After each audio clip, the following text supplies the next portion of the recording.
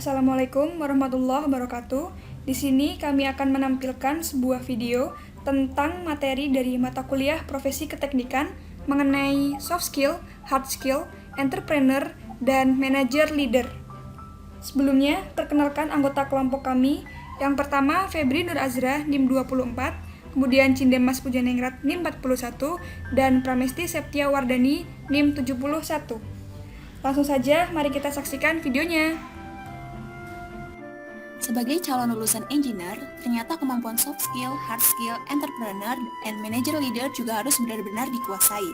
Selanjutnya, di sini kami akan menjelaskan mengenai soft skill. Soft skill merupakan seperangkat kemampuan yang mempengaruhi bagaimana kita atau seseorang mampu berinteraksi secara baik dengan orang lain.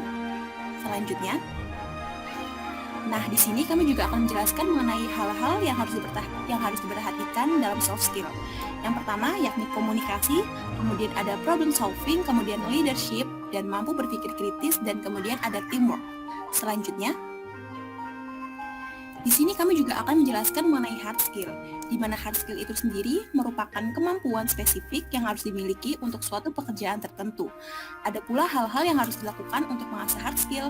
Yang pertama yakni belajar, kemudian membaca, yang ketiga yakni meneliti, dan yang keempat yakni by evidence based. Kemudian, ada pula contoh penerapan untuk hard skill.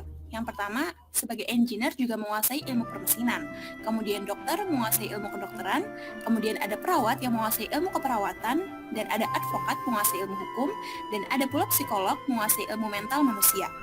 Seperti halnya sebagai seorang engineer yang harus mumpuni dalam aspek hard skill dan soft skill, ternyata keduanya itu juga tidak dapat dipisahkan karena seorang engineer harus selalu tanggap atau itu soft skill dan mampu menguasai segala teknik atau aplikasi yang mumpuni dengan pekerjaannya.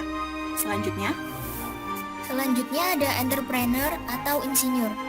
Insinyur merupakan sebuah profesi dengan pendidikan formal yang cukup dan berpengalaman di bidangnya. Kepemimpinan dalam kurun waktu ini menjadi isu yang sangat penting dari jalannya suatu perusahaan, organisasi, maupun jalannya pemerintahan di suatu negara. Selanjutnya ada manage and leader.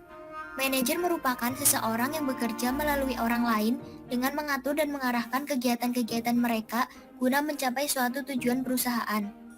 Pemimpin merupakan seseorang yang mampu menaungi kelompok atau beberapa orang dalam hal mempengaruhi anggotanya ke arah pencapaian tujuan yang ingin digapai oleh kelompok tersebut. Selanjutnya, sebagai seorang insinyur, mampu masuk antara keduanya tersebut, karena memang insinyur telah dididik untuk dapat memimpin dan memanage segala sesuatu atau dalam kelompok terutama yang dengan kata lain dapat dikatakan sebagai seorang manajer.